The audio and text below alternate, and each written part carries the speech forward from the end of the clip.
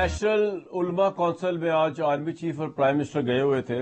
Army chief نے خطاب کرتے ہوئے یہ کہا کہ اللہ کے نزدیک سب سے بڑا جرم فساد فی الارض ہے اور پاکستانی فوج فساد فی الارض کے خاتمے کے لیے جد و جہد کر رہی ہے۔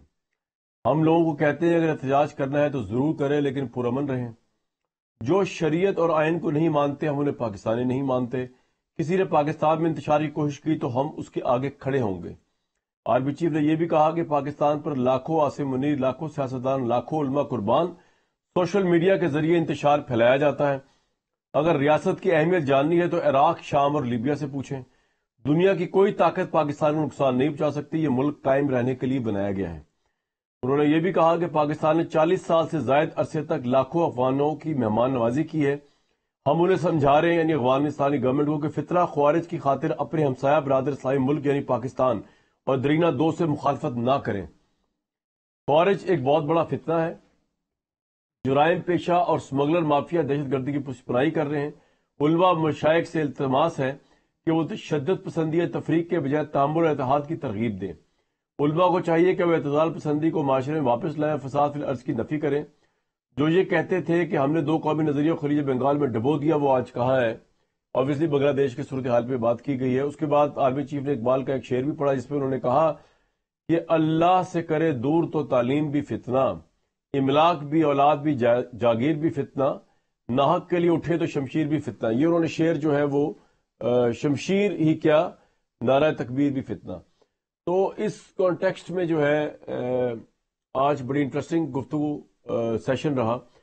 جو آرمی چیف کہہ رہے ہیں نا، یہ کوئی ایسی بات نہیں جو دنیا میں ویل اسٹیبلشڈ نہیں ہے۔ پاکستان میں بات کی جاتی ہے، جیسے ہی بات کی جاتی ہے کہ فیس بک پہ، سوشل میڈیا پہ ڈیجیٹل ٹیررزم کو بند کیا جائے تو لوگ کہتے ہیں ہیومن رائٹس کی وائلیشن ہو گئی۔ ہمارے صحافی بھائی کہتے ہیں کہ ہیومن رائٹس کی وائلیشن ہوگی۔ لوگوں کے گھروں میں جا کے فیس بک کے پہ جن لوگوں نے آزادی اظہار رائے آزادی کرتے ہوئے لوگوں کو برا بھلا کہا یا نفرت پھیلائی، ان کو گرفتار نہ کیا جائے۔ لیکن برطانیہ، جہاں سے میں اس پروگرام کر رہا ہوں، وہاں پہ آپ کو بتاؤں کہ ابھی پچھلے دنوں جو پرتشدد کاروائیاں ہوئیں جس میں برٹش لوگوں نے جو ہے پروٹیسٹ کے نام کے اوپر پولیس والوں پر حملے کیے، پٹرول بم نہیں پھینکے، صرف پتھروں سے، اینٹوں سے، خالی بوتلوں سے ان کو سزائیں دے دی گئی 24 گھنٹے کے اندر اور لائیو سیشن چلایا گیا ہے برطانیہ کے اندر۔ پرتشدد کارروائیوں ملوث گرفتار افراد 2 دن کے اندر برٹش پولیس نے یوں کر کے پکڑے، 400 سے اوپر افراد گرفتار ہوئے اور یوں کر کے ان کو فوری انصاف ملا ہے۔ جو لوگ یہ روتے ہیں کہ پاکستان میں جی بڑا وہ پولیس گردی ہو جاتی ہے یا اسٹیبلشمنٹ یہ کر دیتی ہے وہ کر دیتی ہے، اسٹیٹ کے خلاف جو کھڑا ہوگا اس کے ساتھ وہی ہوگا جو برطانیہ میں کیا جا رہا ہے۔ اور کوئی بڑا جرم نہیں ہے، یہ لوگوں نے کوئی دھرنے نہیں دیے، لوگوں نے کوئی پٹرول بم نہیں چلائے، لوگوں نے کوئی MI6 پہ اسکاٹ لینڈ یارڈ پہ GHQ پہ اٹیک نہیں کیا۔ انہوں نے یا فیس بک کے اوپر انسائٹنگ مواد لکھا یا انہوں نے پولیس والے پہ جو وردی والا تھا اس پہ پتھر پھینکے۔ آپ دیکھیں پہلے تو کس طرح برطانیہ نے گھروں میں گھس کے پولیس نے جو ہے وہ ان لوگوں کو درست کیا ہے۔ دکھائیں جی، یہ آپ دیکھ سکتے ہیں وہاں پہ خاتون اور مرد کی کوئی تمیز نہیں، خاتون کو پکڑا گیا۔ یہاں پہ کسی خاتون کو کسی جرم میں پکڑ لیں جس نے جرم کیا بھی ہو، یہاں واویلا مچ جاتا ہے ہیومن رائٹس کے اوپر۔ وہ 18 سال کا بچہ ہے، اس کو انہوں نے اس لیے پکڑا ہے اور صحیح پکڑا ہے کہ جی وہ پولیس کے اوپر وردی والے پہ جو ہے وہ پتھر پھینک رہا تھا۔ اب آپ دیکھیں کہ سوشل میڈیا جس کے اوپر پاکستان میں بہت بات ہوتی ہے کہ جی اس کے اوپر آپ جتنا چاہے فساد پھیلا دیں، کوئی آپ کو پکڑنے والا نہ۔ انگلستان کے اندر صرف فیس بک پہ ایک پوسٹ کرنے کے اوپر کس طرح پولیس اندر گئی ہے اور جا کے فیس بک والے کو پکڑا جس نے ہیٹڈ مواد شائع کیا۔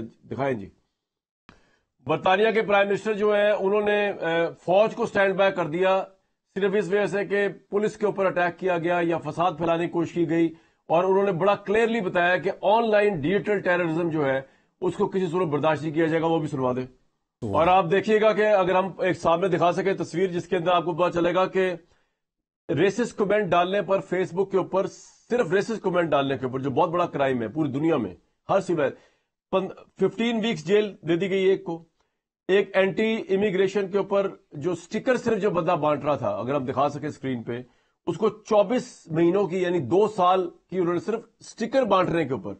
تو پوری دنیا کے اندر یہ سب کچھ ہوتا ہے، پاکستان میں اگر یہ سب کچھ ہوگا تو یہ کوئی اتنی بڑی بات نہیں ہے۔ آج ایک اور بات بڑی انٹرسٹنگ تھی کہ شہباز شریف صاحب نے کہا کہ فوج اور حکومت یک جان ایک قلب ہے۔ ذرا وہ بھی سن لیتے کیونکہ ان کی بات سن کے مجھے یاد آ گیا کہ ایک دفعہ عمران خان نے بطور پرائم منسٹر یہی بات کہی تھی اس زمانے کے آرمی چیف کے متعلق، تو اس کے بعد ہسٹری جو تھی وہ بڑی انٹرسٹنگ تھی.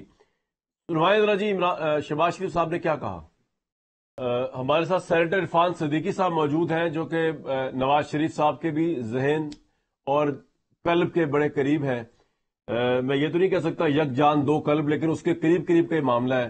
نون لیگ کے بھی بڑے سرکردہ رہنما ہیں. ان سے جاننے کی کوشش کریں گے عمران خان صاحب کی معافی کی آفر سے لے کر، مشروط معافی کی آفر سے لے کر آگے تک آج یک جان دو قالب تک کے معاملات. عرفان صدیقی صاحب، پہلے تو یہ بتائیے کہ آپ قائمہ کمیٹی برائے تعلیم سے آج خبر بھی نظر سے گزری، آپ نے استعفیٰ دے دیا.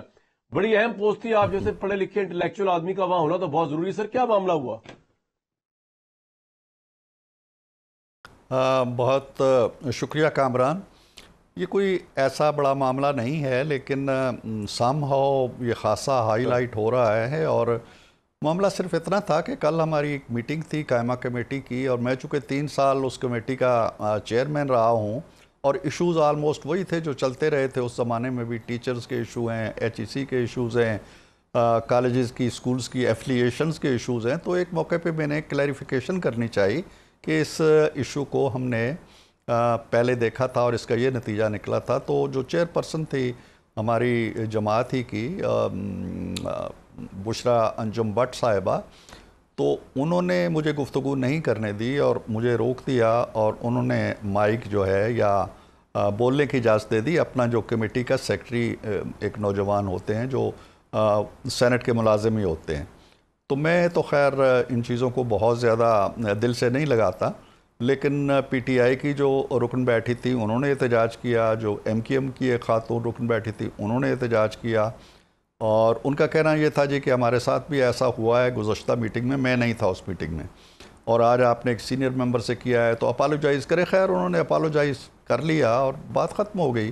لیکن میں نے سمجھا، آج میں نے چیئرمین سے بات کی، میں نے سمجھا جی کہ شاید میرا اب اس کمیٹی میں بیٹھنا ان کے لیے بھی امبیرسمنٹ ہو اور میری بھی ہو، تو میں نے وہ کمیٹی چھوڑ دی اور ایک اور کمیٹی جوائن کر لی. تو اس میں کوئی ایسا بہت بڑا ایشو نہیں ہے، لیکن چونکہ میڈیا پہ چل رہا ہے تو میں نے اس کو ایکسپلین کر دیا آپ کے پروگرام میں.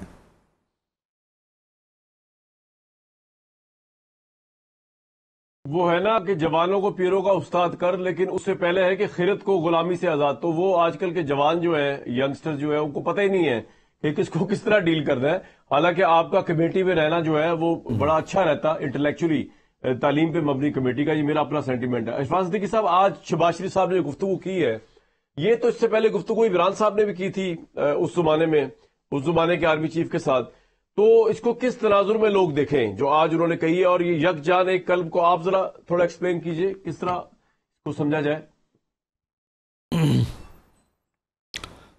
دیکھیں کامران، میں اگر اس کو دیکھوں اور جو آپ نے تقابل کیا یا ایک موازنہ کیا خان صاحب کے بیانات سے، وہ بھی 1 پیج کی گردان کیا کرتے تھے، اور یہ جو یک جان دو قالب کی بات ہوئی ہے، ایک بنیادی فرق ہے.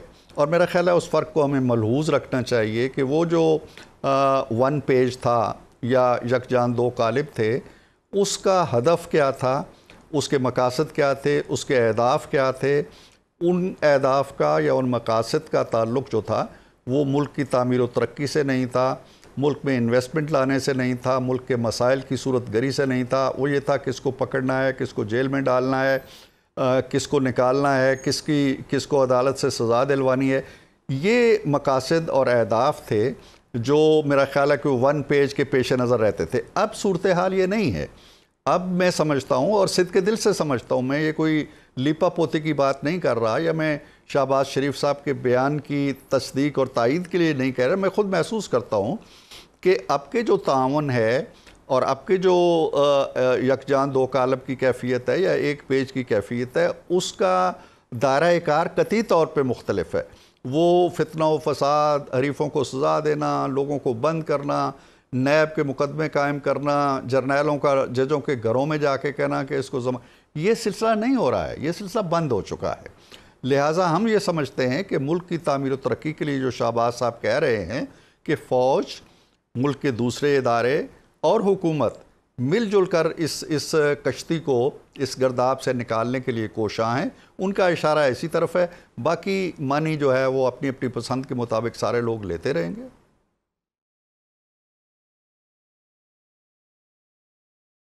سر بہت سے لوگ شاید آپ سے ایگری نہ کریں اس معاملے میں، کیونکہ اگر عمران خان جو تھے ان کی حکومت جو ہے وہ اس کی عددی اکثریت پوری نہیں تھی، اور اس وقت کی اسٹیبلشمنٹ جو ہے وہ خود عمران خان مان رہے تھے کہ وہ کر رہی تھی. فوج تو ملک کے انٹرسٹ میں، اکانومی کے معاملات میں اس کے اگر اسسٹنس مانگی جائے وہ دیتی ہے. اس وقت بھی فوج عاصم منیر صاحب کے سربراہی میں جو ہے وہ بڑا زبردست کام کر رہی ہے اس ملک کے لیے، اس میں کوئی دو رائے نہیں ہے. لیکن آپ نے جتنی باتیں گنوائی، آپ کے مخالفین یہ کہیں گے وہ ساری باتیں اس وقت آپ کر رہے ہیں. ہاں، آپ کو مخالفین کو جیل میں ڈالنے کی ضرورت اس لیے نہیں ہے کہ وہ تو 9 مئی کے معاملات وہ آپ کی وجہ سے نہیں ہوئے، وہ تو تحریک انصاف کی اپنی حماقت کی وجہ سے ہوئے. وہ آلریڈی ان کے اوپر چل رہے ہیں. آپ کا دور اس کے اندر آ رہا ہے، وہ ہسٹری اس کی ریکارڈ ہو رہی ہے، تو وہ تو آلریڈی ان کی گرفتاریاں بھی ہو رہی ہیں، ان کی قید بھی ہو رہی ہے. سر دوسری بات، آپ کی جو حکومت بنی ہوئی اس کے متعلق پرسیپشن یہ ہے کہ حکومت جو ہے وہ بن ہی نہیں سکتی تھی. اتنے نمبروں جو سیاسی جماعتوں کو جوڑا گیا ہے وہ بھی ایک سیمنٹنگ فورس جو ہے پیچھے کھڑی ہوئی ہے. تو اس طرح لوگ یہ جاننے کی کوشش کریں گے آپ میں اور ان میں فرق کیا ہے یکجان دو کالے والی بات پہ. دیکھیے، فرق میں پہلے تو یہ واضح کر دوں کہ ہمارے دور میں، جو کہ ابھی کچھ زیادہ طویل دور نہیں گزرا ہے، اس دور کے اندر آپ دیکھیے گا، یا ایون اس سے پہلے پی ڈی ایم کا دور بھی آپ اس میں شامل کر لیں، ہمارے ہاں آپ کو وہ آپاداپی کی کیفیت نہیں ملے گی، وہ کارستانیاں نیب کی نہیں ملیں گی، وہ جرائم آپ کو نہیں ملیں گے، وہ ججوں کے اوپر گھروں میں جا کے دباؤ آپ کو نہیں ملے گا، وہ میرے جیسے آدمی پر کرایہ داری کے مقدمات نہیں ملیں گے، ہتھکڑیاں نہیں ملیں گی، وہ رانا ثناء اللہ پہ ہیروئن یا چرس ڈالنے جیسے واقعات نہیں ملیں گے، حنیف عباسی کے ساتھ جو کچھ ہوا وہ نہیں ملے گا. آپ نام لیں، کوئی ایک بندہ بھی ایسا تھا جو جیل سے باہر تھا اور کسی پہ کوئی مقدمہ ایسا نہیں تھا جو اس کی کسی کارستانی کی وجہ سے بناؤ. سب جھوٹے فیبریکیٹڈ کیسز تھے. اب یہ بتائیں مجھے، توشہ خانہ کا کیس فیبریکیٹڈ نہیں ہے، یہ فیکٹس ہیں کہ گڑیاں یا اور چیزیں نکلی ہیں، یہ فیکٹس ہیں کہ بازار میں بیچی گئی ہیں، یہ فیکٹس ہیں کہ ان میں سے بہت پیسہ کمایا گیا ہے، یہ فیکٹس ہیں کہ جعلی رسیدیں ان کی جمع کرائی گئی ہیں. 190 بلین پاؤنڈ کا جو کیس ہے وہ فیکٹ ہے کہ ایک شخص کو فائدہ پہنچایا گیا ہے، یہ فیکٹ ہے کہ اس شخص سے فائدہ لیا گیا ہے، یہ فیکٹ ہے کہ اس شخص کو جس کے کھاتے میں یہ پیسے ڈالے گئے اس سے اربوں کی زمین وصول کی گئی ہے. یہ سارے، اور فارن فنڈنگ ہو گیا یا دوسرے جو چھوٹے موٹے بھی کیسز ہیں، ان میں کوئی کیس ایسا نہیں ہے جو فیبریکیٹڈ ہو، حقائق پہ مبنی ہے. آگے وہ استغاثہ کیا کرتا ہے، کیس اچھا بنتا ہے، چالان ٹھیک بنا ہے، پروسیڈنگ ٹھیک ہوئی ہے، یہ الگ ایشوز ہیں. لیکن ہم نے کسی پہ کوئی مقدمہ اس طرح کا نہیں بنایا. صبح اسی سے شروع ہوتی تھی کہ کس پہ مقدمہ بنانا ہے، اور ان کی شام اسی پہ ختم ہونی تھی کہ آج کس کو پکڑا ہے، کس کی ضمانت ہوئی ہے، کس کی ضمانت منسوخ ہونی چاہیے. ان کی ترجیحات ہی کامران یہ تھی، اور اس میں سارے لوگ شامل تھے. عاصم منیر صاحب جو آج آرمی چیف ہیں، ان کے ساتھ جو جھگڑا ہوا تھا، میں آپ کو انکشاف کر رہا ہوں، وہ دو باتوں پہ ہوا تھا. ایک بات یہ کہ وہ فائلیں لے کے، شواہد لے کے، ثبوت لے کے خان صاحب کے پاس گئے تھے کہ جی کرپشن نے آپ کے گھر کے اندر تک سرنگ لگا لی ہے، آپ اس کی خبر لیں، اور یہ کرپشن تھوڑی نہیں ہے، بہت اس کا دائرہ وسیع ہو گیا ہے. وہ اس پہ ناراض ہو گئے. دوسری چیز یہ تھی جو ان سے کہا جا رہا تھا کہ میرے ان حریفوں کو جیلوں میں ڈالا جائے. یہ میں آپ کو بڑی مصدقہ طور پہ یہ بات بتا رہا ہوں. انہوں نے اس سے انکار کر دیا. انہوں نے کہا جی یہ میرا کام نہیں ہے. اس کا نتیجہ یہ نکلا کہ 8-9 مہینے بعد انہیں فارغ کر کے بھیج دیا گیا. تو ہم عمران خان نے، جی ہاں، یہ عمران خان صاحب نے دو باتوں پہ میں یہ کہہ رہا ہوں کہ اختلاف ہوا تھا. پہلی بات تو یہ تھی کہ جو برسر عام ہے. دوسری بات یہ تھی کہ ان سے یہ تقاضا کیا جاتا تھا مسلسل کہ فلاں کیوں جیل میں نہیں گیا، فلاں کے خلاف مقدمہ بنائے. جیسے ہمارے میمن صاحب کو بلا کے کہا گیا FIA والے کو کہ جی خواجہ آصف صاحب پہ غداری کا کیس بنائیں. یہ پریکٹسز ہم نہیں کر رہے ہیں نا. آپ ہمارا موازنہ ان سے نہ کریں. یہ سارے اپنے کاموں کی وجہ سے اپنے کارناموں. آپ بڑی انٹرسٹنگ بات بتا رہے ہیں. آپ یہ کہہ رہے ہیں کہ جب general Asim Munir DG ISI تھے تو اس وقت ان کو یہ کہا عمران خان پرائم منسٹر نے کہ آپ اپوزیشن کے لوگوں کو جو ہے وہ جیلوں میں ڈالیں، اور جنرل عاصم منیر نے ایز DG ISI یہ کام کرنے سے انکار کر دیا. آپ یہ کہہ رہے ہیں. تو بڑی انٹرسٹنگ بات بتائی آپ نے. جی یہ میں نے بالکل میں یہ کہہ رہا ہوں، اور میں اپنے طور پہ ایک جو ذرائع ہو سکتے ہیں، یا میں پوری تصدیق کے ساتھ کہہ رہا ہوں، اور اس کی اگر کوئی ڈینائل آتی ہے کسی جگہ سے تو بے شک آ جائے، لیکن یہ دو بڑی وجوہات تھی ان کو نکالنے کی، اس کے علاوہ کوئی ان کا نہیں تھا کہ وہ اہلیت نہیں تھی یا صلاحیت نہیں تھی یا وہ کام اچھا نہیں کر رہے تھے، وہ نہیں کرنا چاہتے تھے جو خان صاحب ان سے چاہتے تھے۔ تو میں یہ کہہ رہا ہوں کہ ہماری حکومت، ہمارا وزیر اعظم، ہماری کابینہ، ہمارے ساتھ جو فوج کا تعاون ہے، اس کے اندر اس طرح کی ترجیحات نہیں ہیں، اس طرح کے کارنامے نہیں ہیں، تو اس لیے ہمارا ان سے کوئی موازنہ نہیں ہے۔ ہم نے تو وہ سزائیں بھگتی ہیں جن کا ہم نے کبھی تصور نہیں کیا تھا۔ میں جی سر، آپ کا یہ پوائنٹ آ گیا، آپ نے بڑی انٹرسٹنگ بات بتائی۔ یہ تو ہمیں پہلے پتا تھی کہ جنرل عاصم منیر جو تھے ایس ڈی جی آئی SI، وہ گئے تھے عمران خان صاحب کے پاس، پرائم منسٹر کے پاس، اور ان کو جا کے ان کے گھر کی کرپشن اور پنجاب گورنمنٹ کی کرپشن کی داستانیں سنائی تھی، اور بڑا کوریجس سٹیپ تھا اس وقت کے DGI کا جو اس وقت آرمی چیف ہے، کیونکہ obviously ان کو بڑے لوگوں نے سمجھایا تھا، جس میں آئی تھنک باجوہ صاحب نے بھی سمجھایا تھا کہ شاید عمران خان اس کو بڑے برے طریقے سے لیں گے، کیونکہ ان کی فیملی تک بات ہے، اور وہ اپنے فرائض کے اس میں پورا کرتے ہوئے چلے گئے۔ انہوں نے کہا جی میں تو ڈیوٹی دے رہا ہوں ملک کی خاطر، اللہ کو جواب دے ہونا ہے، تو انہوں نے جا کے عمران خان صاحب کو وہ پورا فولڈر دکھا دیا۔ یہ بات تو بالکل میں آپ کی اس کو بلکہ سیکنڈ کرتا ہوں، یہ بات ایسی ہوئی تھی عاصم منیر صاحب اور عمران خان صاحب کے درمیان۔ لیکن دوسری بات جو آپ نے بتائی ہے یہ بڑی انٹرسٹنگ ہے، یہ پہلے پتہ چلی کہ وہ DGI SI general Asim Munir کو یہ بھی کہہ رہے تھے کہ آپ اپوزیشن کو جو ہے وہ جیلوں میں ڈالیں اور ان کو اس کا نشانہ بنائیں، جس کو جنرل عاصم منیر نے بھی DGI SI انکار کر دیا، اور یہ بھی وجہ بنی جس پہ عمران خان سیخ پا ہو گئے۔ یہ بڑی انٹرسٹنگ بات آپ بتائی۔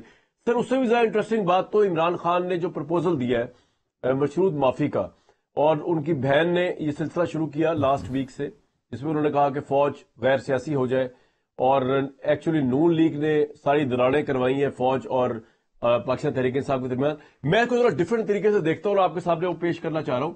اس کا ایک رائے تو یہ ہو سکتی ہے کہ عمران خان از ڈیسپریٹ، ان کو لگ رہا ہے قانونی شکنجہ کھچ رہا ہے، ڈیجیٹل میڈیا ٹیم ان کی پکڑی گئی ہے، اس میں سے کوئی شواہد مل رہے ہیں، یا ان کو لگ رہا ہے کہ یہ کیس ختم ہی ہو گئے تو 100 کیس اور آ جائیں گے، وہ نکل نہیں سکیں گے باہر، اور آؤٹ آف فرسٹریشن عوام بھی باہر نہیں آ سکی تحریک انصاف کی طرف سے۔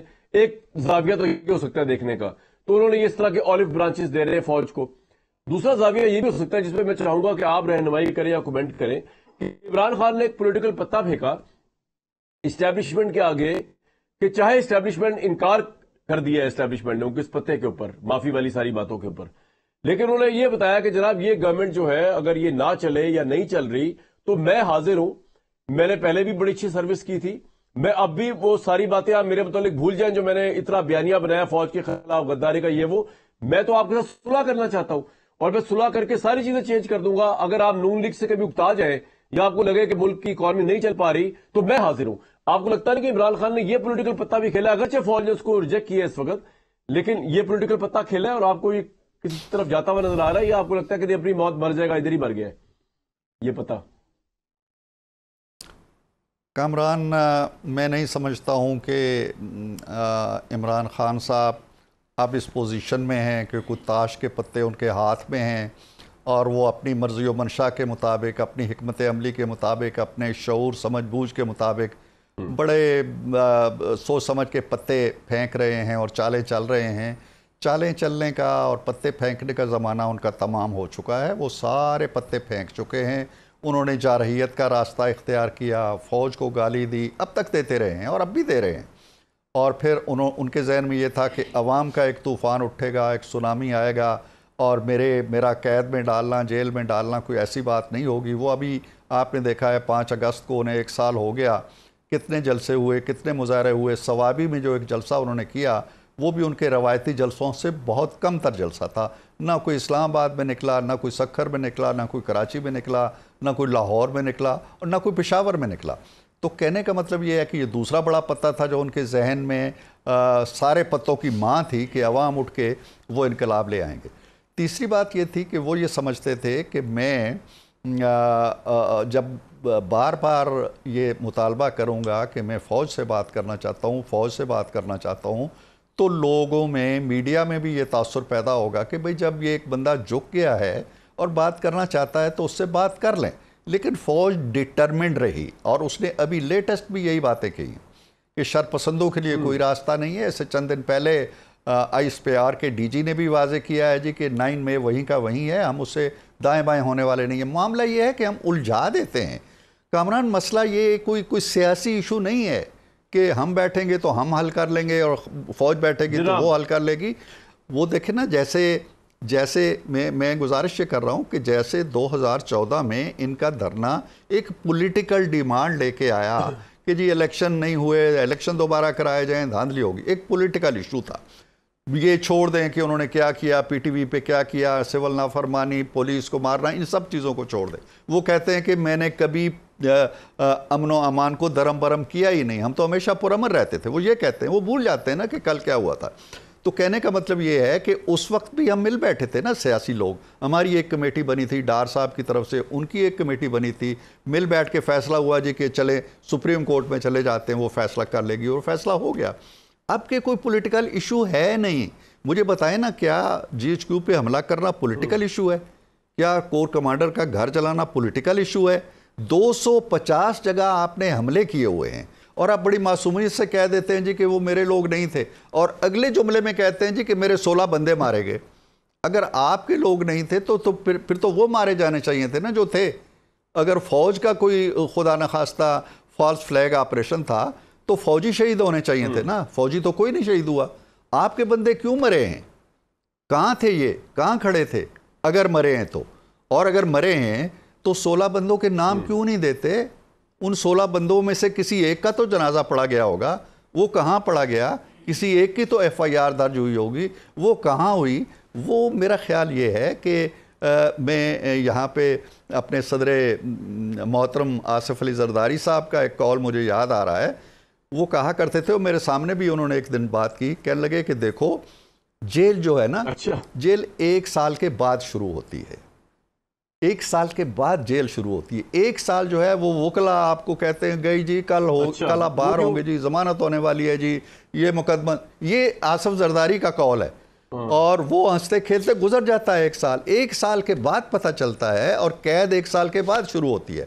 خان صاحب یہ جو پچھلے 2-4 دنوں سے کہہ رہے ہیں نا, 5 اگست کو ان کی قید کی پہلی سالگرہ منائی گئی. اس کے بعد سے جو ان کے تواتر کے ساتھ بیان آ رہے ہیں, آپ مجھے بتائیں کہ انہیں کس کھاتے میں رکھیں گے, کس کھاتے میں رکھیں گے؟ اب انہیں پتہ چلا ہے کہ جی شاید یہ 195 پاؤنڈ والا معاملہ بھی, بلین پاؤنڈ والا بھی بننے لگنے کو ہے, اور بچاؤ کے آثار نہیں ہیں. شاید انہیں یہ لگا ہے کہ جی یہ اب 9 مئی والا پنڈورا باکس جو ہے یہ بھی کھل رہا ہے, اور یہ شاید میں فوج کی تحویل میں چلا جاؤں اور پھر میرے سارے راستے بند ہو جائیں. لہٰذا کبھی وہ کہتے ہیں جی کہ فوج سے ٹکراؤ لینا تو بڑی حماقت کی بات ہوتی ہے.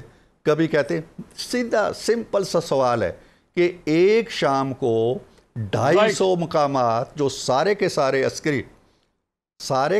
عسکری مقامات ہیں, جو سارے کے سارے فضائیہ کے مقامات ہیں, جو سارے کے سارے شہداء کی یادگاریں ہیں, ان کی نشاندہی کس نے کی تھی, اور کس نے انہیں کہا تھا کہ تم نے ان جگہوں پہ کوئٹہ چھاونی سے لے کے چکدرہ چھاونی تک ان جگہوں پہ حملہ کرنا ہے؟ وہ کون تھا؟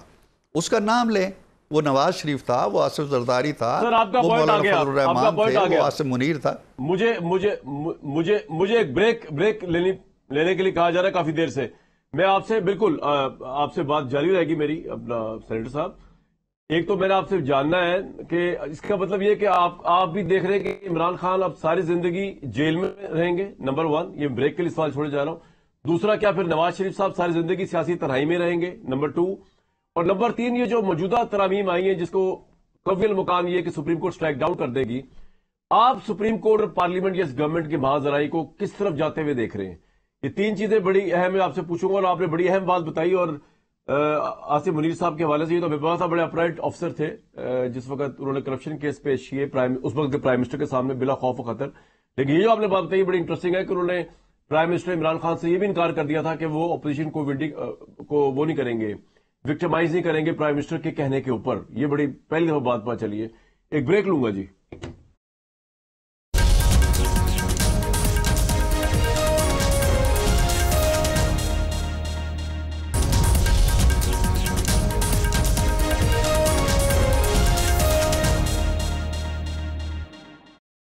جس وقت عمران خان صاحب پرائم منسٹر تھے اس وقت DGI جنرل عاصم منیر تو انہوں نے بہت کہا کہ وہ اپوزیشن کو جیلوں میں ڈالیں اور اپوزیشن کے خلاف انتقامی کاروائیاں کریں، لیکن D G I S I Asim Munir نے اس زمانے کے جو آج کا آرمی چیف ہے انکار کر دیا. یہ انکشاف کیا ہے سینیٹر عرفان صدیقی صاحب نے بھی پروگرام میں ہمارے ساتھ موجود ہے. سینیٹر صاحب، سر مجھے ایک بات بتائیے، انٹلیکچوئل بحث میں جائے بغیر کہ پارلیمنٹ سپریم ہوتی ہے، سپریم کورٹ کیا ہوتی ہے، اس پہ نہیں جا رہے، وہ ٹائم ویسٹ ہو جائے گا بہت. وہ ہمیں پتا ہے، مجھے آپ کا موقع بھی پتا ہے اس کے اوپر، اور وہ ٹھیک ہوگا کہ پارلیمنٹ سپریم ہے، سپریم کورٹ صرف آئین کی تشریح کر سکتی ہے. اب سچویشن یہ ہے، given the historical context of Pakistan, supreme court نے بہت سے غلط فیصلے بھی کیے لیکن ان کو امپلیمنٹ بھی کروایا. جیسے نواز شریف صاحب کو کاما پہ نکال دیا گیا، یوسف رضا گیلانی صاحب کو فارغ کر دیا گیا، بھٹو صاحب کو پھانسی، اور بڑی چیزیں. مجھے سر یہ بتائیے کہ یہ ہم ہائپوتھیٹیکل کوشچن ہے، لیکن مجھے آپ کا جواب ضرور سننا تھا اس پہ کہ اگر سپریم کورٹ سٹرائک ڈاؤن کر دے آپ کا ترمیمی آرڈیننس، جو کہ وہ کر سکتی ہے، اس سے پہلے نواز شریف صاحب کی 2/3 کی پاس کردہ ترمیم بھی 90s میں کر دی تھی سپریم کورٹ نے، اس کی بحث میں جائے بغیر کر سکتی کہ نہیں کر سکتی، کر دے اور اپنا فیصلہ اپہولڈ کرے، تو آپ اس کو نون لیگ کی گورنمنٹ ایکسپٹ کرے گی، اسپیشل سیٹس پاکستان تحریک انصاف کی تسلیم کر لے گی، ان کو میجورٹی پارٹی اسمبلی میں بننے دے گی، یا کچھ اور کرے گی سپریم کورٹ کے فیصلے کے آگے، اور وہ کر بھی کر سکتی ہے؟ اور دوسرا کوئی ریزائن کرنے کی آپشن بھی ہے پرائم منسٹر کی، اس طرح کے بہت سے لوگ کہہ رہے ہیں کہ اگر یہ معاملہ ہو گیا. دیکھیے، آپ نے سوال تو بڑا لوڈڈ سا کیا ہے، اور ساتھ ہی مجھے یہ قدغن لگا دی ہے کہ میں تفصیلات میں نہ جاؤں اور جو تاریخی پس منظر ہے اس کو نہ بیان کروں. اوکے، بالکل وقت واقعی محدود ہے، لیکن یہ سوال اب جو 3 مثالیں آپ نے دی ہیں، بھٹو صاحب کی دی ہے، گیلانی صاحب کی دی ہے، میاں محمد نواز شریف کی دی ہے، یہ تینوں انڈیویجولز تھے، نام تھے، افراد تھے. ایک پھانسی چڑھ گیا، ایک اقتدار سے نکل گیا، دوسرا بیٹے سے تنخواہ نہ لینے کے جرم میں ان تینوں نے مان لی. اب یہاں پہ کسی انڈیویجول کا مسئلہ نہیں ہے، یہاں جس چیز کے یا جس فرد کے یا جس وکٹم کے خلاف سارا کچھ ہوا ہے اس کا نام ہے پاکستان کا آئین. اب پاکستان کے آئین پہ ایک نیا سوال پیدا ہوا ہے کامران، جس کی طرف ہم جاتے نہیں ہیں. سوال یہ پیدا ہوا ہے کہ ایک ایسی اتھارٹی، میں نے جو بھی اہلیہ کالم میں ایک فارسی کا مسئلہ لکھا تھا کہ چون کفر از کعبہ برخیزت کجا بانند مسلمانی، اگر کعبہ سے ہی کفر پھوٹنے لگے تو مسلمانی کہاں جائے گی؟ اب معاملہ یہ ہے کہ اگر عدلیہ آئین کو اور قانون کو پس پشت ڈالتے ہوئے تشریح نہیں کر رہی، آئین کہتا ہے 3 دن میں فیصلہ کرو، یہ کہتے ہیں جی کہ نہیں 15 دن میں فیصلہ کرو. آئین کہتا ہے جی ایک دفعہ ایک پارٹی میں شامل ہو گئے تو آپ اس پنجرے میں چلے گئے، آپ نہیں نکل سکتے. یہ کہتے ہیں جی نہیں، پنجرہ ہم نے توڑ دیا ہے، تم نکل آؤ اس پارٹی سے دوسری میں چل جاؤ. یا تو ہم آئین کو مانیں یا پھر ان کے، اگر یہ آئین کے خلاف جاتے، 118 مجلسوں کے بعد، میٹنگز کے بعد 2 سال کے اندر یہ ایکٹ جسے ہم 2017 کا الیکشن ایکٹ کہتے ہیں تیار ہوا. ساری پارٹیاں اس کے اندر، ایک پارٹی کا لیڈر بھی تھا شیخ رشید، وہ بھی تھا، اعجاز الحق صاحب بھی تھے، اور سارے تھے، پی ٹی آئی بھی تھی. اس کو آپ اٹھا کے پھینک دیتے ہیں 63A کو بھی، کہتے ہیں جی کہ نہیں یہ ہو گیا. تو ایسے نہیں چلے گا نا، ایک وقت آئے گا، انتہا ہوتی ہے. عرفان صاحب اگر نہ مانے سپریم کورٹ اس بات کو، اپنا فیصلہ اپہولڈ کرے، جو آپ کہہ رہے ایسا نہیں چلے گا، تو کیا کریں گے؟ اب آپ کیا کریں گے؟ آپ کیا کریں گے؟ یہ وہی بات ہے، وہی بات ہے جو آپ نے پچھلے پروگرام میں بھی آپ نے مجھ سے پوچھی تھی، اور میں نے کہا تھا کہ پارلیمنٹ اپنا کردار ادا کرے گی، اس نے کیا. اب بھی اگر وہ آئین کے خلاف کسی چیز پہ اڑ جائیں گے کچھ جج، تو پارلیمنٹ اپنا کردار ادا کرے گی. پارلیمنٹ آئین کی ماں ہے، پارلیمنٹ کے ہر رکن نے حلف اٹھا رکھا ہے، اور پارلیمنٹ اگر اپنے اس کردار میں کوتاہی کرتی ہے، یہ امریکہ میں کیا ہے، ابھی ہوا ہے، انڈیا میں ہوتا ہے، دوسرے جمہوری ممالک میں ہوتا ہے. کوئی اندھی تشریحات نہیں کر سکتی عدلیہ، کوئی اندھی تعبیر نہیں کر سکتی. وہ کردار وہی جو اب کیا ہے ہم نے، ہم انہیں بتائیں گے کہ آپ کا خلاف آئین فیصلہ ہے. 2 ججوں کی بات نہیں ہے کہ انہوں نے کہا کہ خلاف آئین ہو تو نہ مانو، اب 2 ججوں کو چھوڑ دیں. عرفان صاحب آپ نے کہہ دیا، بالکل ٹھیک ہے. عرفان صاحب پوری پارلیمنٹ نے کہہ دیا کہ یہ خلاف آئین ہے جو آپ نے فیصلہ دیا، لیکن اگر سپریم کورٹ نہیں مانتی، ریویو پٹیشن میں اپنا فیصلہ ہولڈ کرتی ہے، آپ کی ترامیم کو اسٹرائک ڈاؤن کر دی، پھر آپ کے پاس اس فیصلے کو ایکسپٹ کرنے کا، تحریک انصاف کو میجورٹی پارٹی تسلیم کرنے کے علاوہ بھی کوئی آپشن ہے جس کو آپ کردار کہہ رہے ہیں کہ پارلیمنٹ ادا کرے گی؟ وہ کچھ ہے، ایکشن ہے کوئی ایسا؟ ہمارے سامنے کامران یہ ایشو ہی نہیں ہے. مسئلہ یہ ہے کہ آپ اس ایشو کو لے جاتے ہیں سیٹوں کی طرف. سیٹیں بھلے لے لیں وہ، ہم مائنارٹی پارٹی ہو جائے، چلے ہماری حکومت بھی چلی جائے، وہ اتنی اکثریت میں آ جائیں کہ ہماری حکومت چلی جائے، ان کی حکومت بن جائے، یہ ایک سیپریٹ ایشو ہے۔ ہم جس ایشو پہ بات کر رہے ہیں وہ یہ ہے کہ آئین کے اندر جو کچھ لکھا ہے اگر اس سے متصادم باتیں ہونے لگیں گی تو کیا پارلیمنٹ چپ کر کے گردن جھکا کے آمنا و صدقنا کہہ کے قبول کر لے یا اپنا رول پلے کرے؟ یہ کویسچن کھڑا ہو گیا ہے۔ اب میں آپ کے اس سوال کے جواب میں نہیں کہہ سکتا کہ اس سوال کا جواب کیا ہوگا، لیکن اس سوال کا جواب یہ نہیں ہے کہ کچھ جج بیٹھ کے یہ کہیں کہ جی یہ 118 میٹنگز میں جو کچھ ہوا تھا 2 سال کے اندر ہوا تھا۔ اب دیکھیں یہ 63 میں نے کاؤنٹ کیا ہے کل، 2 دفعہ جب ووٹنگ ہوئی ہے تو پہلی ووٹنگ میں 2017 میں سے 191 ووٹ ملے ہیں ایک ترمیم کو، دوسری دفعہ 342 میں سے 291 ملے ہیں، یہ ٹوٹل 450 ووٹ بنتا ہے۔ 450 ترامیم کو سٹرائک ڈاؤن کیا جاتا ہے تو وہ کچھ جج ہی بیٹھ کے کرتے ہیں۔ تو میرا صرف سوال آپ سے یہ جو بار بار پوچھے جا رہا ہوں میں کہ یہ سب آپ کی باتیں صحیح تسلیم کرتے ہوئے اس کے باوجود اگر سپریم کورٹ اپنا فیصلہ اپہولڈ کرے اور ترامیم کو بھی سٹرائک ڈاؤن کر دے، پھر پارلیمنٹ کیا کر سکتی ہے ایکسپٹ کرنے کے سوا؟ میں یہ دیکھیں اگر پارلیمنٹ اپنا کردار ادا کرے گی، پارلیمنٹ کے 342 ممبر اور 100 ممبر 442 ممبر مل بیٹھیں گے، سوچیں گے کہ ہم نے کیا کرنا ہے اور وہ کریں گے، نمبر 1۔ نمبر 2، اگر یہی آپ کی بات مان لی جاتی ہے کہ جی جو چاہے 8 جج بیٹھ کے جو مرضی کریں، 442 جو ارکان پارلیمنٹ پہ ان پہ قدغن ہے، وہ کچھ نہیں کر سکتے۔ آئین انہیں جو اختیار دیتا ہے وہ ایکسرسائز نہیں کر سکتے، آئین انہیں جو حقوق دیتا ہے وہ اس سے بھی دستخط ہو جائیں، اور جو عدلیہ کرے تو پھر آئین کو ایک طرف رکھ دیں، کہہ دیں جی کہ آئین نہیں ہے۔ آئین ڈکٹیٹر معطل کرتے تھے، اب انہوں نے معطل کرنا شروع کر دیا ہے۔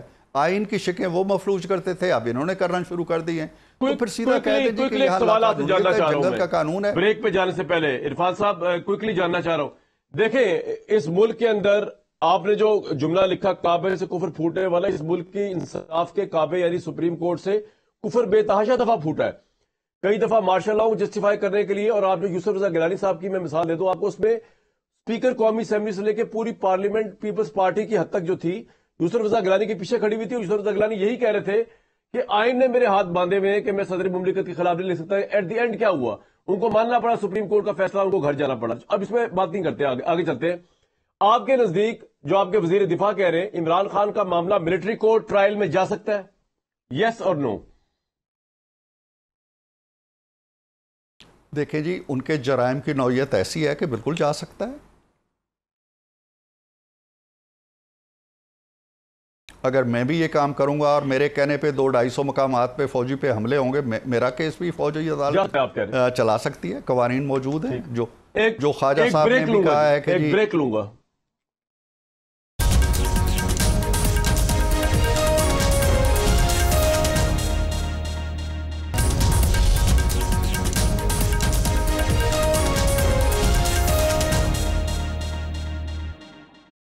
عرفان صاحب نے بڑی اہم بات بتائی کہ پاکستان فوج کے سپہ سالار آرمی چیف جس وقت DGI تھے آصف منیر، انہوں نے یہ ناجائز بات ماننے سے انکار کر دیا اس وقت کے پرائم منسٹر عمران خان سے کہ اپوزیشن کو جیلوں میں ڈالا جائے اور سزائیں دی جائیں۔